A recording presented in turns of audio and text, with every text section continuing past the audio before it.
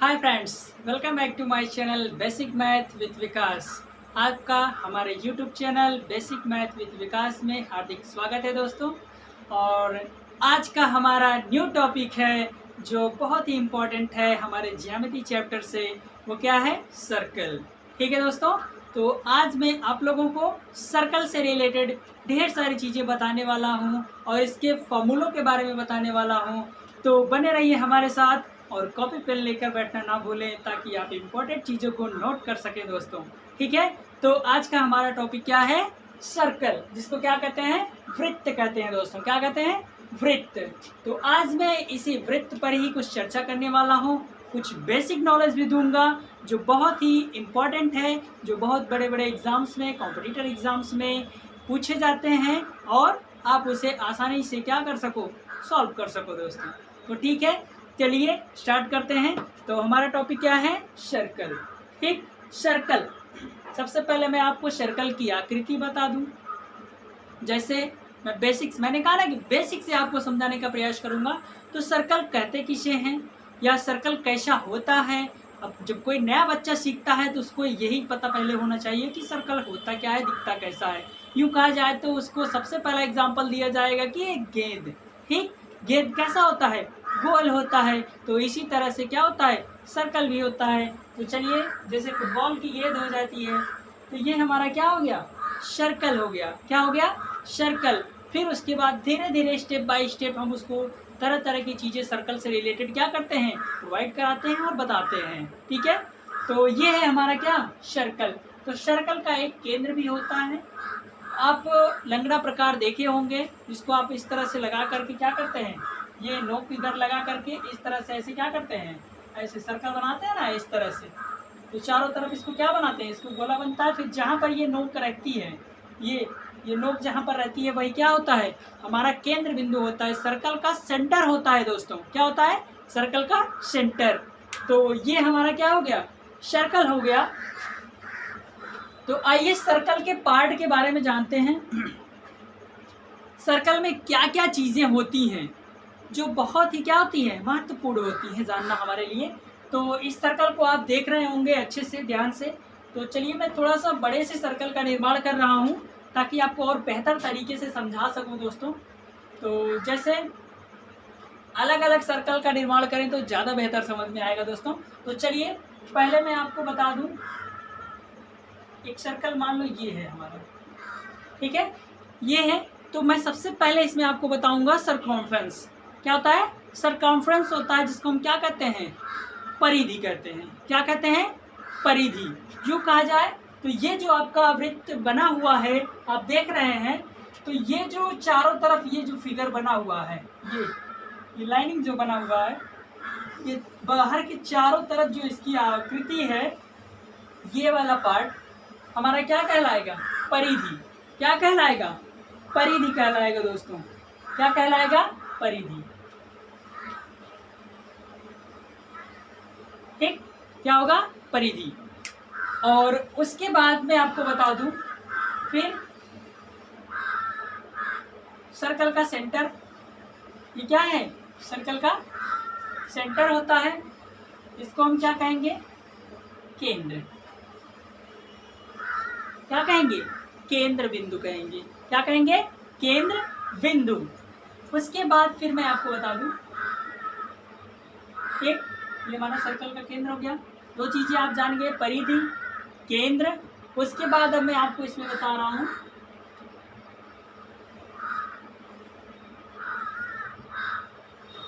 ये केंद्र से होकर के, कहां से होकर के? केंद्र से होकर के जो परिधि आपस में क्या करे? मिलाए। इस परिधि से इस परिधि के बीच में जो ये रेखा आपकी बन रही है, देख रहे हैं आप यहाँ से यहाँ तक की, तो ये हमारा क्या है? व्यास है। क्या है?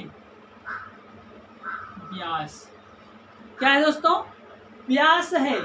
क्या है? व्यास, जिसको हम क्या कहते हैं? डायमीटर कहते हैं। इंग्लिश में क्या कहते हैं इसको? डायमीटर कहते हैं। और केंद्र को आप जानते ही होंगे, सेंटर कहते हैं। ठीक है, तो चलिए उसके बाद मैं एक और त्रिभुज का निर्माण कर रहा हूं यहाँ पर। तो यहाँ सेंटर से परिधि के बीच की दूरी, यहाँ से यहाँ तक की दूरी, ठीक, यहाँ से यहाँ तक की दूरी क्या होगी? त्रिज्या। क्या होगी? त्रिज्या होगी, त्रिज्या।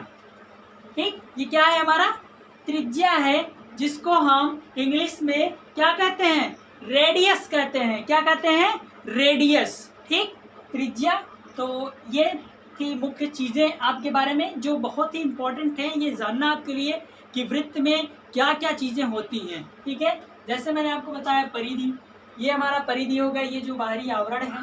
ठीक, उसके बाद ये जो सेंटर होता है ये केंद्र है। फिर उसके बाद यहाँ से यहाँ तक की दूरी क्या है? व्यास है। उसके बाद फिर यहाँ सेंटर से परिधि तक की दूरी क्या है? त्रिज्या है दोस्तों। उसके बाद कुछ चीज़ें इसमें और भी आती है जो मैं आपको बता दूं, जैसे जीवा हो गया। ठीक, क्या? जीवा। चलिए जीवा के बारे में बता दूं मैं आपको। तो ये हमारा सेंटर हो गया और जीवा कहीं से भी खींची जा सकती है, तो ये हमारी क्या हो गई? जीवा। ठीक, तो ये क्या हो गया दोस्तों? जीवा हो गया। जीवा जिसको इंग्लिश में क्या कहते हैं? चॉर्ड कहते हैं। चॉर्ड, इसे क्या कहते हैं? चॉर्ड। एक और चीज मैं आपको बता दूं, इसमें एक क्या होता है? वो चॉप भी होता है। क्या होता है? चॉप होता है, जिसको हम क्या कहते हैं? अर्क कहते हैं। क्या कहते हैं? अर्क, जिसको हम चॉप कहते हैं हिंदी में। जैसे मैं यहाँ पर सर्कल बना दूं, ये हमारा सर्कल हो गया। तो चाप किसे कहते हैं मैं ये बता दूं, जैसे आप केंद्र से यहाँ से इसे चाप लगाएंगे इस बिंदु पर, फिर इस बिंदु पर ऐसे चाप लगा देंगे, तो जैसे यहाँ ए बी हो गया, तो मान लो ये हमारा व्यास है, ये हमारा सेंटर है। तो यहाँ से यहाँ फिर यहाँ तक जो हमने चाप लगाया है, तो जो ए बी यहाँ से यहाँ तक की जो दूरी होगी, तो ये हमारा क्या कहलाएगा? चाप कहलाएगा दोस्तों। यही पॉइंट जहाँ पर ये कट कर रहा है दोनों पॉइंट, ठीक, क्या होगा? चाप होगा, जिसको इंग्लिश में क्या कहते हैं? अर्क कहते हैं। ठीक दोस्तों, तो इतनी महत्वपूर्ण चीजें सर्कल के बारे में आपको जानना बहुत जरूरी है। तो जैसे मैं एक बार फिर से आपको रिपीट करके बता दे रहा हूँ, ये बाहरी आवरण जो आप देख रहे हैं ब्लैक लाइन से बना हुआ है, इसको हम क्या कहते हैं? परिधि कहते हैं। फिर बीच में जो केंद्र बिंदु होता है उसी को क्या कहते हैं? केंद्र कहते हैं, सेंटर कहते हैं। इसको इंग्लिश में सरकमफ्रेंस कहते हैं, इसको सेंटर कहते हैं। फिर उसके बाद यहाँ से इस परिधि की दूरी सेंटर बिंदु से होकर जो जाए, फिर उसे क्या कहते हैं? व्यास कहते हैं। ठीक, जिसको क्या कहते हैं? इंग्लिश में डायमीटर कहते हैं। उसके बाद फिर मैंने बताया आपको त्रिज्या के बारे में, जो सेंटर से परिधि के बीच की दूरी होती है वो क्या होती है? त्रिज्या होती है, जिसको हम इंग्लिश में क्या कहते हैं? रेडियस कहते हैं। उसके बाद फिर जीवा। ठीक, जीवा कहीं से भी हो, परिधि से परिधि हो, लेकिन केंद्र से होकर के ना जाए, उसी को हम क्या कहते हैं? जीवा कहते हैं, जिसको इंग्लिश में क्या कहते हैं? चॉर्ड कहते हैं, चॉर्ड। उसके बाद फिर मैंने बताया चाप के बारे में। चाप क्या होता है? जो इस केंद्र बिंदु से दो जगह पे क्या करते हैं? हम चाप लगाते हैं, कट मारते हैं, वही हमारा क्या होता है? चाप होता है, जिसको इंग्लिश में हम क्या कहते हैं? आर्क कहते हैं दोस्तों। तो ये सर्कल के बारे में कुछ महत्वपूर्ण चीजें थी। तो फिर मैं सर्कल के बारे में कुछ और चीजें बताना चाहता हूँ आपसे। तो जैसे महत्वपूर्ण चीज ये है कि एक आपसे कोई क्वेश्चन कर दे कि एक वृत्त में कितने केंद्र होते हैं, तो आपका क्या जवाब होगा? इसमें घबराने की कोई जरूरत नहीं है। एक वृत्त में आपके दोस्तों एक ही केंद्र होता है। ठीक है, एक केंद्र होता है। फिर अगर पूछ लिया जाए कि एक वृत्त में कितने डायमीटर्स होते हैं, कितने डायमीटर्स होते हैं, यूं कहा जाए तो व्यास, एक वृत्त में कितने व्यास होते हैं, जरा बताइए आप लोग। एक वृत्त में कितने व्यास होते हैं? नहीं पता? एक वृत्त में दोस्तों इनफाइनाइट व्यास होते हैं। इनफाइनाइट, अनंत। इसको क्या कहते हैं? अनंत कहते हैं, असंख्य। ठीक, कैसे? अब आप कहेंगे कैसे, तो मैं उसको भी सिद्ध करके दिखा दे रहा हूं। जैसे हमारा मान लो ये वृत्त है, तो मैं इसको इरेज कर रहा हूं, फिर अलग अलग चीजें आपको मैं समझाऊंगा धीरे धीरे वृत्त के बारे में।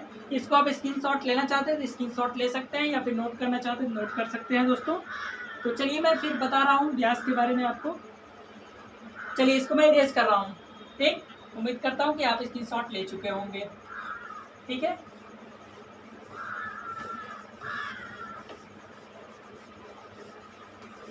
चलिए मैंने आपको क्या बताया, मान लो ये हमारा क्या है? सर्कल है। थोड़ा बहुत टेढ़ा मेढ़ा बनेगा ज़रूर दोस्तों, क्योंकि हमारे पास गोला प्रकार तो है नहीं। तो चलिए, ये हमारा क्या हो गया, सेंटर हो गया। तो हमने आपको क्या बताया, व्यास के बारे में। व्यास जिसको क्या कहते हैं इंग्लिश में, डायमीटर। तो एक वृत्त में कितने डायमीटर्स हो सकते हैं आपको ये पता करना है दोस्तों।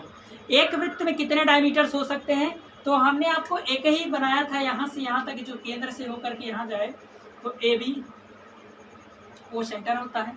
ठीक, तो यहाँ पर मैंने आपको दिखा दिया कि ए बी मतलब इस परिधि से परिधि, परिधि से परिधि के बीच की दूरी ही क्या होती है, व्यास होती है, डायमीटर होती है, जो कि इसमें एक शर्त भी है, जो केंद्र से होकर ही गुजरे। कहाँ से होकर के, केंद्र से होकर के गुजरे। न कि आप अगर यहाँ से खींच दिए परिधि से परिधि की दूरी मान लो सी डी, तो ये हमारा व्यास नहीं होगा दोस्तों, ये हमारा व्यास नहीं होगा। ये क्या हो जाएगी, जीवा हो जाएगी दोस्तों। तो ये हमारा केंद्र से होकर के नहीं जा रहा है, तो ये क्या होगा, जीवा होगा, इसलिए ये क्या हो जाएगा, राउंड हो जाएगा। ठीक है, तो ये हमारा व्यास नहीं होगा। तो चलिए, ये हमारा क्या है, व्यास है, हमें पता है, जो केंद्र से होकर के जाए। ठीक, उसके बाद में आपको बता दूं अब कितने व्यास होते हैं। तो व्यास के बारे में बता दूं तो आप कहीं से भी कोई भी लकीर सेंटर से होकर के खींच सकते हैं, चाहे जितनी लकीर आप सेंटर से खींच सकते हैं दोस्तों, लेकिन ये शर्त है कि सेंटर से ही आना चाहिए। देख रहे हैं, आप चाहे जितनी लकीरें इसमें खींच सकते हैं, लेकिन क्या है शर्त, सेंटर से ही होकर के आए। देख रहे हैं कितनी लकीरें मैं खींच रहा हूँ। ठीक है दोस्तों, कहाँ से होकर के जाए, सेंटर से होकर के जाए। कहाँ से, सेंटर से। आप देख सकते हैं अभी भी यहाँ इतना इतना स्पेस बचा है, आप खींचना चाहे तो और सारे खींच सकते हैं, जो कहाँ से होकर के जाए, सेंटर से होकर के जाए दोस्तों। इससे हम पता चलता है कि हम अनंत अनंत डायमीटर्स क्या कर सकते हैं, बना सकते हैं एक वृत्त में। तो दोस्तों, एक वृत्त में कितने डायमीटर होते हैं, अनंत होते हैं, या यूं कहा जाए असंख्य होते हैं, इनफाइनाइट। ठीक, तो ये था हमारा डायमीटर के बारे में। ठीक है दोस्तों, अब बात करते हैं रेडियस के बारे में। तो चलिए रेडियस के बारे में भी जान लेते हैं। तो इसको इरेज करते हैं दोस्तों, चलिए इसको इरेज कर दे रहे हैं, पूरा इरेज कर देते हैं दोस्तों, फिर से सर्कल बना देते हैं। चलिए, तो ये हमारा हो गया सर्कल। ठीक, और ये हो गया हमारा सेंटर। ठीक, केंद्र। और मैंने आपको वृत्त के रेडियस के बारे में बताया है कि जो कहाँ से हो, केंद्र से परिधि तक हो। सी मान लो या ए मान लो, कुछ भी आप ले सकते हो, ये पॉइंट हो। तो ये हमने वो माना है, सेंटर से यहाँ तक परिधि के बीच की दूरी को हम क्या कहते हैं, त्रिज्या कहते हैं, यूँ कहा जाए तो रेडियस कहते हैं। तो रेडियस, अब यहाँ बात की जाए कि एक वृत्त में कितने रेडियस होते हैं दोस्तों। अगर नहीं पता है तो मैं बताता हूँ दोस्तों आपको कि एक वृत्त में कितने रेडियस होते हैं। तो जैसा मैंने आपको बताया डायमीटर के बारे में, वैसे ही सेम रेडियस के साथ भी प्रोसेस है। रेडियस भी कितने होते हैं, अनंत होते हैं दोस्तों। कितने होते हैं, अनंत होते हैं। आप कहीं से भी कोई भी रेडियस खींच सकते हो, जैसे यहाँ खींच दिया जाए, यहाँ खींच दिया जाए, यहाँ खींच दिया जाए, यहाँ खींच दिया जाए, यहाँ खींच दिया जाए, यहाँ खींच दिया जाए। चाहे जितने रेडियस आप क्या कर सकते हो, खींच सकते हो। ठीक है, चाहे जितने रेडियस क्या कर सकते हो आप वृत्त में खींच सकते हो।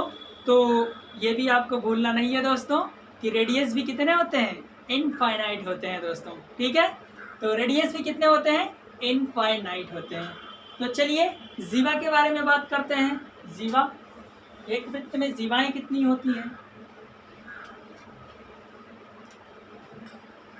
तो एक वृत्त ये हो गया, ये सेंटर हो गया। अब जीवा की बात की जाए, जीवा भी कितनी खींची जा सकती है, बहुत सी खींची जा सकती है। कहीं से भी कोई जीवा आप खींच सकते हो, यहाँ से खींच दो, यहाँ से खींच दो, यहाँ से खींच दो, यहाँ से खींच दो, यहाँ से खींच दो, यहाँ से, कहीं से भी आप जीवा खींच सकते हो। देख रहे हैं, कहीं से भी कोई भी जीवा आप खींच सकते हैं, लेकिन शर्त है। शर्त क्या है दोस्तों? केंद्र जो हमारा ये है, इससे होकर के ना जाए, केंद्र से होकर के ना जाए वो रेखा। अगर केंद्र से होकर के जा रही है तो वो हमारा क्या हो जाएगा? व्यास हो जाएगा दोस्तों। ठीक, तो कितनी जीवाएं खींची जा सकती हैं? असंख्य, बहुत सारी जीवाएं खींची जा सकती हैं। तो ये है जीवा के बारे में दोस्तों। ठीक, तो ये थी बहुत ही महत्वपूर्ण और इम्पॉर्टेंट जानकारी आपके लिए। तो चलिए अब हम आपको फॉर्मूले की तरफ ले चलते हैं। तो वृत्त के फॉर्मूलों के बारे में जानते हैं, जो बहुत ही महत्वपूर्ण चीज़ है आपके एग्जाम्पल्स को सॉल्व करने के लिए और एक्सरसाइजेस को सॉल्व करने के लिए और कॉम्पिटिटर एग्जाम्स को क्वालिफाइड करने के लिए दोस्तों फॉर्मूला बहुत ही ज़रूरी होता है। तो फॉर्मूले को जानना ना देर करें, चलिए जानते हैं फॉर्मूले के बारे में। ठीक है, चलिए। तो सबसे पहले मैं आपको बता दूं वृत्त का क्षेत्रफल। वृत्त का क्षेत्रफल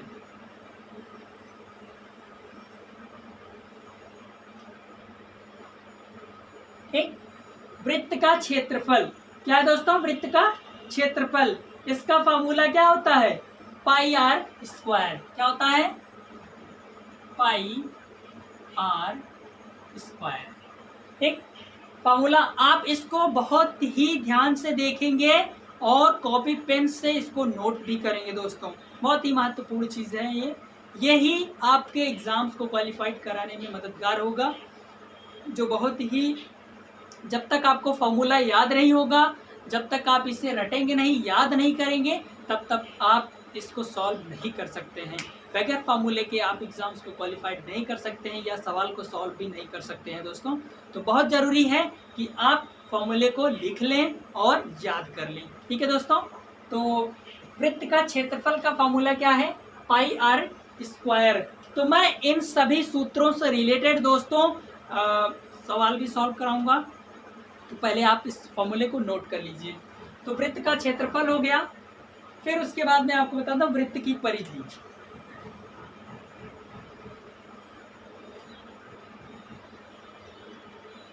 क्या है? वृत्त की परिधि।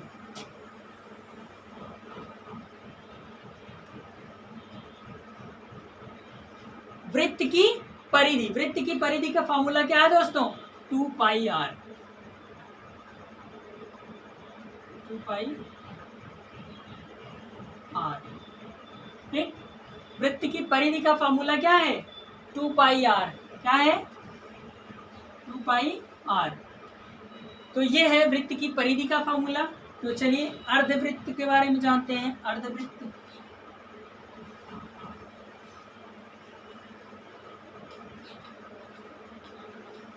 सॉरी, अर्धवृत्त, अर्धवृत्त का क्षेत्रफल।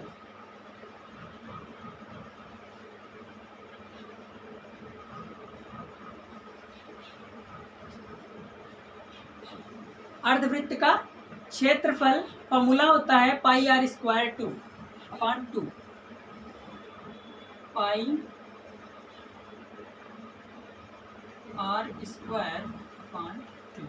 ठीक, पाई आर स्क्वायर अपॉन 2 अर्धवृत्त की परिधि।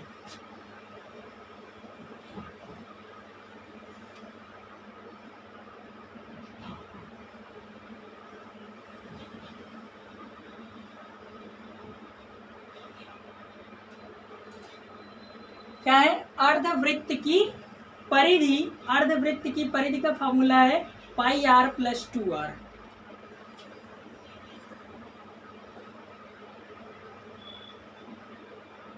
पाई आर प्लस 2r।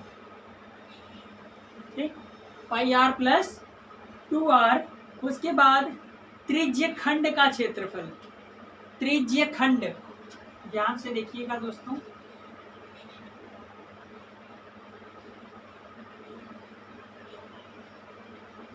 क्या है? त्रिज्य खंड का क्षेत्रफल।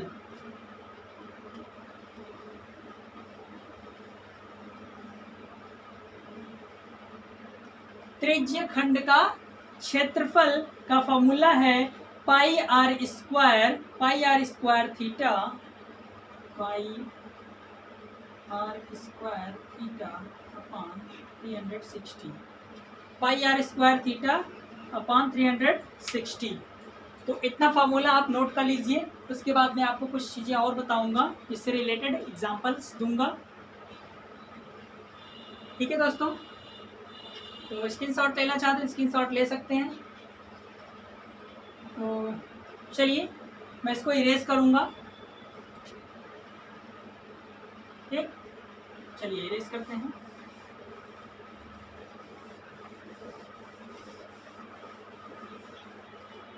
चलिए तो चलते हैं एग्जांपल्स की तरफ। मैं एक क्वेश्चंस दे रहा हूं आपको।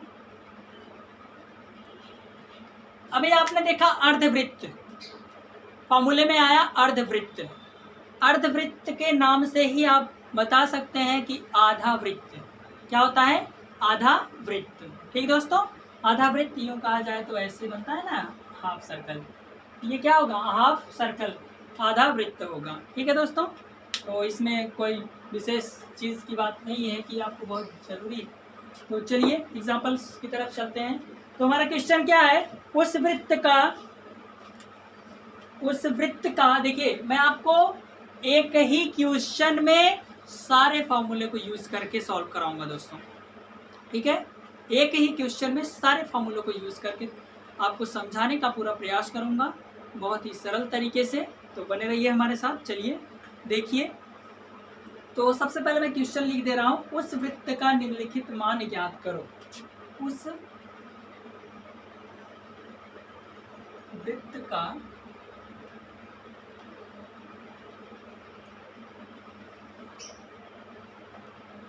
निम्नलिखित मान ज्ञात करो। उस वृत्त का निम्नलिखित मान ज्ञात करो जिसके व्यास की लंबाई 14 सेंटीमीटर है। जिसका व्यास 14, यहां मैं लिख दे रहा हूं सेमी है। ठीक, थोड़ा सा यहाँ शार्ट कर रहा हूं दोस्तों, यहाँ आप समझ सकते हैं, बोर्ड पे देख सकते हैं। उस वृत्त का निम्नलिखित मान ज्ञात करो जिसका व्यास 14 सेंटीमीटर है। ठीक है, तो कौन से वृत्त का व्यास, मतलब निम्नलिखित मान, चाहे जिस वृत्त, वो वृत्त कौन सा है जिसका व्यास कितना है, 14 सेंटीमीटर है। उसके बाद यहाँ कहा जा रहा है कि निम्नलिखित मान ज्ञात कीजिए। तो क्या क्या ज्ञात करना है, मैं यहाँ पर आपको यहाँ लिख के एक तरफ से क्रम से बताऊंगा। जैसे वृत्त का क्षेत्रफल ज्ञात करना हुआ, क्या ज्ञात करना हुआ, वृत्त का क्षेत्रफल। पहला पूछ दिया गया वृत्त का क्षेत्रफल, क्षेत्रफल।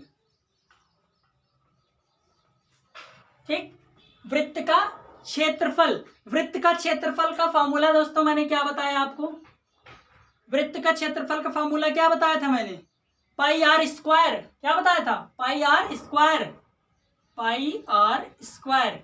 तो चलिए एक क्रम से, यहाँ एक क्रम से मैं बना आगे लिखता चला जाऊंगा, ध्यान से देखिएगा। पाई आर स्क्वायर, तो चलिए सबका मान लिख देते हैं। तो सबसे पहले मैं आपको बता दूं, पाई का मान होता है 22/7। क्या होता है, 22/7। ये आपको बहुत जरूरी है याद रखना कि पाई का मान कितना होता है। पाई का मान 22/7 होता है, जिसको क्या कहते हैं, 22/7। ठीक, तो पाई का मान रख दीजिए वैल्यू यहाँ 22/7, या फिर कहा जाए 22/7। उसके बाद आर स्क्वायर, आर स्क्वायर। तो अब यहाँ आर स्क्वायर कैसे आएगा, तो मैंने आपको बताया है, धीरज रखिए। तो यहाँ पर मैंने बताया था सर्कल में जिसका व्यास दिए हैं 14 सेंटीमीटर, मतलब यहां से यहां तक की दूरी 14 सेंटीमीटर। तो अब दोस्तों हमें क्या निकालना है, त्रिज्या निकालना है, त्रिज्या। तो त्रिज्या निकालने का फॉर्मूला क्या है, त्रिज्या हमें पता है कि व्यास, त्रिज्या व्यास की आधी होती है, मतलब व्यास इक्वल टू त्रिज्या इंटू 2, ऐसा कह सकते हैं, या फिर त्रिज्या इक्वल टू व्यास अपॉन 2। ठीक है, तो फॉर्मूला वो भी आप नोट कर सकते हैं। त्रिज्या का, पहले व्यास का लिख लेते हैं, व्यास क्या होगा, 2 गुणे त्रिज्या, ठीक, 2 गुणे त्रिज्या। उसके बाद त्रिज्या के क्या होगा, त्रिज्या क्या होता है, व्यास बटे 2, व्यास बटे 2। ये भी बहुत महत्वपूर्ण फॉर्मूला है दोस्तों, इसको आप याद रखो, बहुत ही जरूरी है, इसको नोट कर लीजिए, ठीक है। तो ये हो गया व्यास अपान 2। अब त्रिज्या, अब हमें त्रिज्या फाइंड करना है, लेकिन व्यास नहीं है, त्रिज्या तो दिए नहीं है। अब फार्मूले में हमारे त्रिज्या आ गया r, ये पाई r स्क्वायर, मतलब पाई r का मान क्या होता है, त्रिज्या होता है, रेडियस होता है। तो अब यहाँ रेडियस हमें फाइंड ही नहीं है, तो यहाँ रेडियस हम फाइंड करते हैं। तो त्रिज्या हम फाइंड करेंगे, तो यहाँ क्या हो जाएगा, त्रिज्या इक्वल टू, व्यास कितना है 14 सेंटीमीटर, 14/2 कर दिए, फिर इसको डिवाइड कर दीजिए 7 सा, त्रिज्या कितना आ गया, त्रिज्या इक्वल टू 7, ठीक, त्रिज्या कितना आ गया दोस्तों, 7 आ गया। तो अब हम यहाँ r की जगह पे क्या रख देंगे, 7 रख देंगे, ठीक। तो यहाँ पर क्या होगा, इसको इंटू 7 का स्क्वायर, 7 का स्क्वायर, तो यहाँ 7 का स्क्वायर हो गया दोस्तों, 7 का स्क्वायर, ठीक है। अब इसको आप क्या करेंगे, सॉल्व करेंगे। तो चलिए इसको मैं यहाँ इरेज कर रहा हूँ, इसको नोट कर लीजिएगा। ये था बेसिक नॉलेज थोड़ा सा आपके लिए। तो चलिए, तो अब यहाँ इसको सॉल्व करेंगे। तो यहाँ पर यूं कहा जाए तो 7 का स्क्वायर का मतलब है आप 7 इंटू 7 लिख सकते हैं, 7 इंटू 7 लिख सकते हैं। तो यहाँ पर मैं लिख दे रहा हूँ इक्वल टू 22/7 इंटू 7 इंटू 7। तो एक 7 से एक 7 कैंसिल हो गया, फिर बचा ये 7 इंटू 22, फिर इक्वल टू इसका गुणा करा देंगे, 7 2 जा 14, फिर 7 2 जा 14 और 1 15, ठीक, कितना आया 154 सेंटीमीटर स्क्वायर, ठीक, 154 सेंटीमीटर स्क्वायर। तो ये था दोस्तों हमारा वृत्त का क्षेत्रफल, ठीक है। ध्यान से इसको देख के अच्छे से रिमाइंड कर लीजिए दोस्तों, और याद कर लीजिए फॉर्मूले के अकॉर्डिंग किस तरह से सॉल्व किया जाता है। तो चलिए नेक्स्ट की तरफ चलते हैं।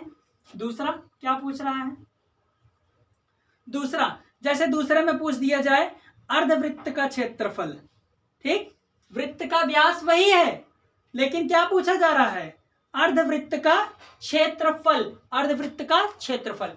तो चलिए यहां अर्धवृत्त के बारे में जानते हैं। अर्धवृत्त का क्षेत्रफल, ठीक, अर्धवृत्त का क्षेत्रफल अब निकालते हैं। तो हमने आपको अर्धवृत्त के क्षेत्रफल के फॉर्मूले में बताया है कि अर्धवृत्त के क्षेत्रफल का फॉर्मूला क्या होता है, ठीक है। तो यहाँ पर हम अर्धवृत्त का क्षेत्रफल का फॉर्मूला रखेंगे। अर्धवृत्त के क्षेत्रफल का फॉर्मूला कितना है, हाँ, पाई r स्क्वायर अपॉन 2, क्या है, पाई r स्क्वायर अपॉन 2, ठीक। तो ये है हमारा अर्धवृत्त के क्षेत्रफल का फॉर्मूला। तो अब हम इसके अकॉर्डिंग इसको सॉल्व करेंगे। तो पाई का मान होता है 22/7 दोस्तों, कितना होता है 22/7, यूं कहा जाए तो 22/7, ठीक, पाई r स्क्वायर। अब हमने देखिए यहाँ पर मैं आपको थोड़ा सा शॉर्ट कर रहा हूँ ताकि थोड़ा सा यहाँ स्पेस कम है और समझ भी जाएंगे आप। आपको मैंने पाई r स्क्वायर का मान निकाला है अभी, ठीक, पाई r स्क्वायर का मान इसी वृत्त का निकाला है जिसका व्यास 14 है। तो यहाँ कितना है 154 आया। तो यहाँ पाई r स्क्वायर की जगह पे आप 154 रख सकते हैं, ठीक, या तो आप सॉल्व करके भी निकालेंगे तो भी कोई दिक्कत नहीं, उतना ही आएगा। तो यहाँ पर हम पाई r स्क्वायर, इसका मान जो आया है यहाँ पर 154, अब उसी को हम इसकी जगह पर रख दे रहे हैं 154/2, ठीक है दोस्तों, अपॉन 2 आ गया। अब इसको क्या कर देंगे, सरल कर देंगे और काट देंगे तो कितना आ जाएगा, तो 2 1 जा 2, 2 7 जा 14, 2 7 जा 14, 77 आया। कितना है दोस्तों 77 सेंटीमीटर स्क्वायर, 77 सेंटीमीटर स्क्वायर, ठीक है दोस्तों। तो ये आ गया अर्धवृत्त का क्षेत्रफल, ठीक। यहाँ पर भी आपको कोई कंफ्यूजन नहीं होना चाहिए। कोई अगर डाउट है तो आप कमेंट बॉक्स में जा करके कमेंट करके पूछ सकते हैं दोस्तों, आपको तुरंत जवाब मिलेगा दोस्तों, ठीक है। तो चलिए फिर दूसरे के बाद हम तीसरा बताते हैं आपको। तीसरा क्या है, तीसरे में जैसे पूछ दिया जाए वृत्त की परिधि बताइए, वृत्त की परिधि।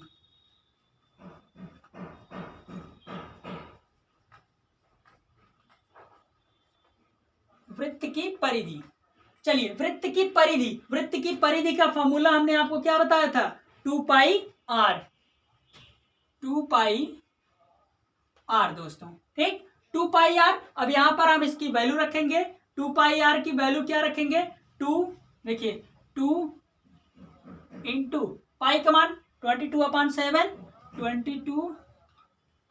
22/7, फिर इंटू आर, रेडियस हमने कितना निकाला था, 7 निकाला था, इंटू 7, ठीक, इतना हो गया। अब यहां पर मैं आपको बता दूं, यहाँ 7 से 7 को कट कर सकते हैं, उसके बाद 22 इंटू 2 बचेगा, फिर इसका गुणा करा दीजिए, 2 2 जा 4 और 2 2 जा 4, ठीक दोस्तों, कितना आ गया, 44 सेंटीमीटर, 44 सेंटीमीटर, ठीक, 44 सेंटीमीटर, ठीक है दोस्तों। तो ये हमारा आ गया वृत्त की परिधि। अब इसके बाद मैं आपको बताता हूं, वृत्त की परिधि तो हो गई, अब अर्धवृत्त की परिधि मैं निकालता हूं, अर्धवृत्त, चौथा क्या निकालते हैं, अर्धवृत्त,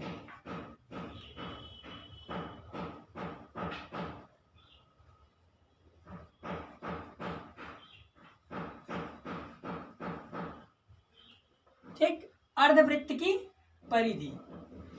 अर्धवृत्त की परिधि कैसे निकालेंगे, परिधि तो मैंने बताया आपको, वृत्त की परिधि, उसके बाद अर्धवृत्ति, इसी जिसका डायमीटर कितना है 14 सेंटीमीटर है, इसी का वृत्त का परिधि निकालेंगे जो अर्धवृत्त में होगा। तो अर्धवृत्त की परिधि की फॉर्मूले के मैंने आपको बताया है, अर्धवृत्त की परिधि का फॉर्मूला क्या है, पाई आर प्लस 2r, कितना है, पाई आर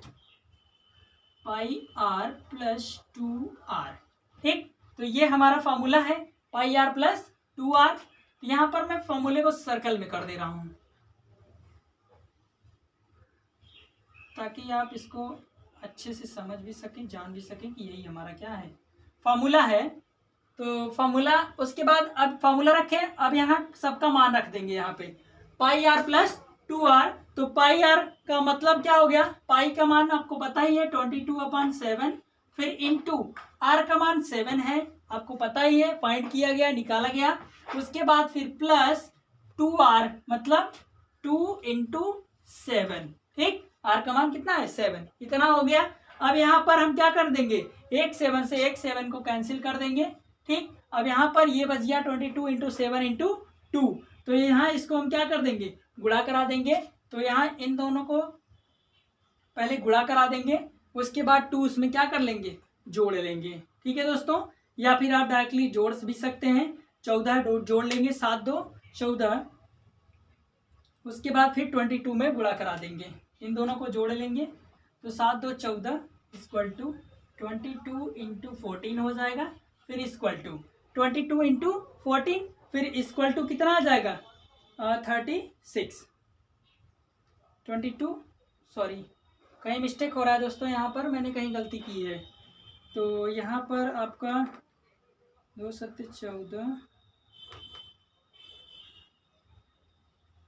7 2 14, ठीक है, यहाँ पर मिस्टेक हो रहा है दोस्तों, तो ये मैंने जो 7 आपका कट किया है, इस 7 से कट करेंगे और उसके बाद इन दोनों का गुणा करा देंगे और 22 को क्या कर देंगे, जोड़ देंगे, ठीक, यहाँ गलती हुई दोस्तों, इसके लिए क्षमा चाहता हूँ।